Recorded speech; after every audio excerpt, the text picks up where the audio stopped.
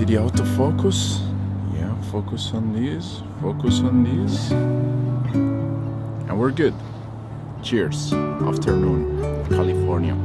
Not bad. It's January, first video of 2022. Coffee was much needed.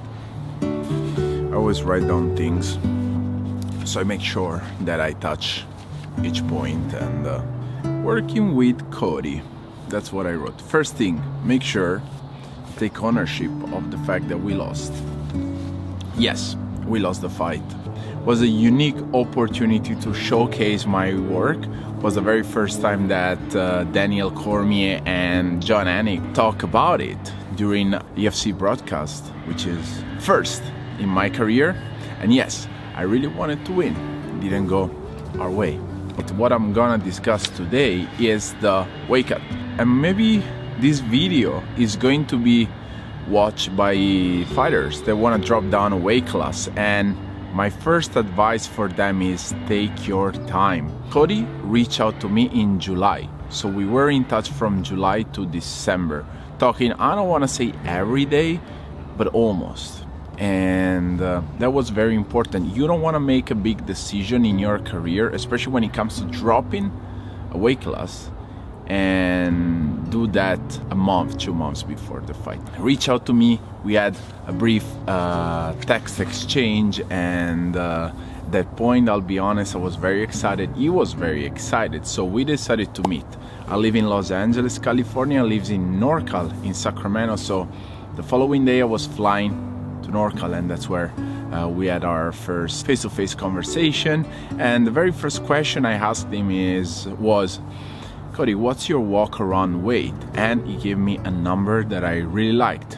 Actually, you used to walk around a weight that's lower compared even to some female flyweight that compete at 125. So the first part of working together was more knowing each other, learning how to communicate better, share feedback, and I wanted to learn how much he was training in terms of volume, in terms of intensity. We also started to make changes when it came to eating patterns. So we were not strictly counting macronutrients and calories. This phase lasted around 4 to 6 weeks, and we work on these very basic but important details. They were the pillars of our work together. So increasing fiber, increasing vegetable content, fruit content, having a great level of hydration all day around.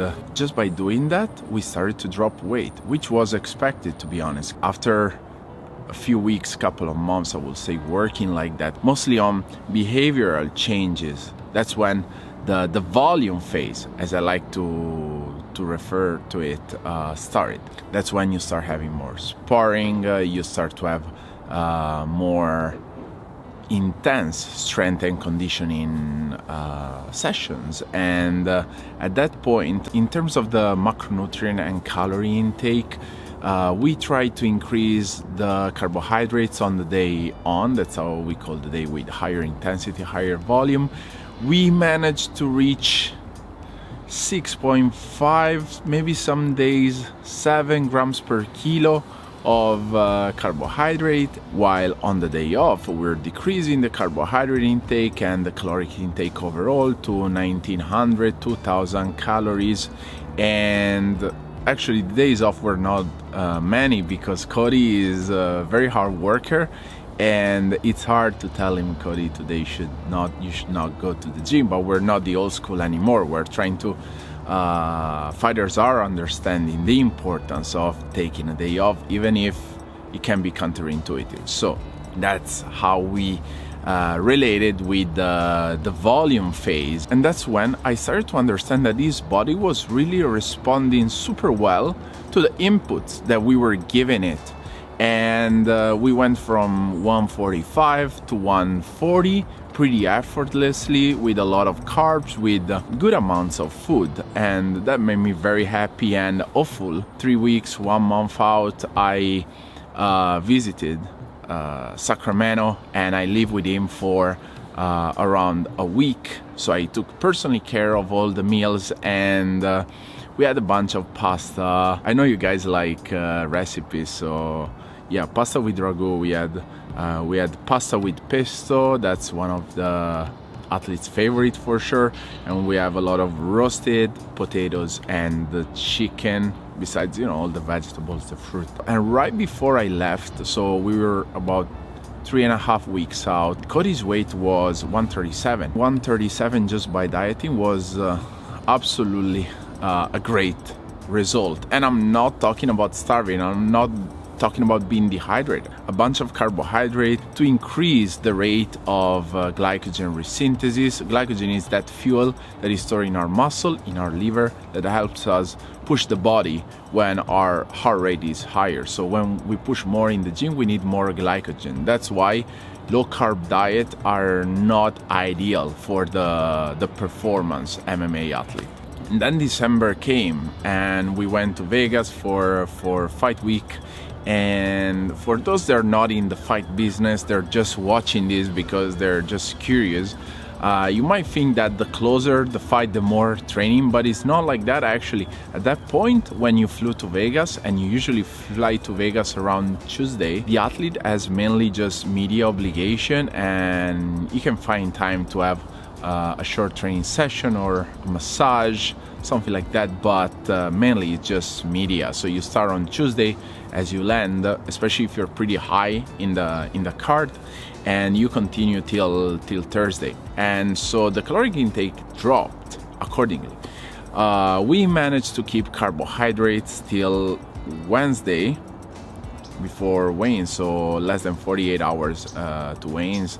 So, it was recorded on the embedded, so we had roasted potatoes and roasted chicken. Not a huge portion, but still enough to fuel Cody. We managed to keep dehydration till Thursday and night. So if you go back, if you don't believe me, you can just look at the press conference where Cody was promoting the fight, and he was still drinking water at the press conference. After that, we got back to the hotel and we started to work on the glycogen depletion. Why?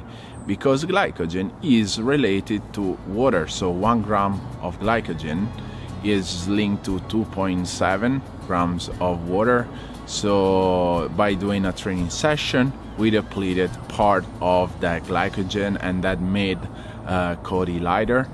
After that training session, he rehydrated and he went to sleep. When he woke up on Friday morning around 7, we went through the last part of the making weight process, and it was relatively effortless. It was really dropping weight super easy, to the point that we were 125 actually, so championship weight. And I had him rehydrate before the official weigh-ins, because there's no reason to weigh in at 125, so you can just drink a pound of water, weigh in at 126. That's what he did. And if you notice, when he was walking to the scales and he was weighing, he removed his mask that eventually fell from his hand, and he was able to catch it right away with a ninja movement.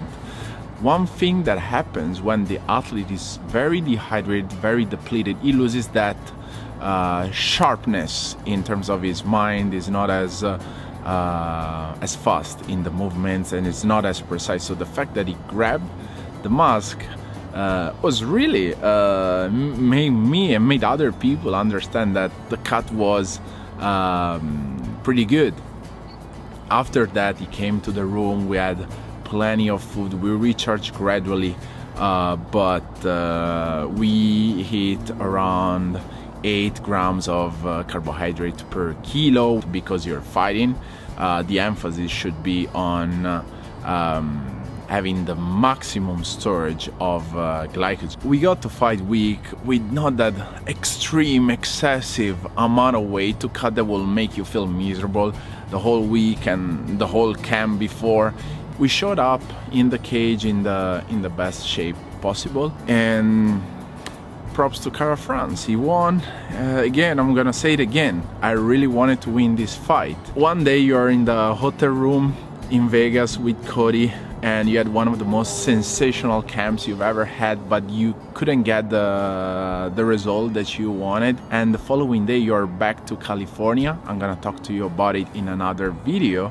When you have another guy that weighs in at 125, and that's Mikey Musumeci, and he wins for the 4th time the IBJJF World Championship, making it look easy. So it's like that UFC documentary. It's called The Thrill and the Agony. Very similar scenarios in terms of weight classes, but very different outcome. What can I say? I'm just grateful for the whole experience, and I hope you enjoyed this first analysis. I'm not used to be in front of the camera, so I will do it more and more, trying to be more eloquent. Thank you very much for being with me, for watching this video, and if you can share it and like it, it will be very appreciated. It will help me grow the channel. For now, that's it. It's getting pretty chill down here. Thank you for supporting me. I'll see you next time. Ciao.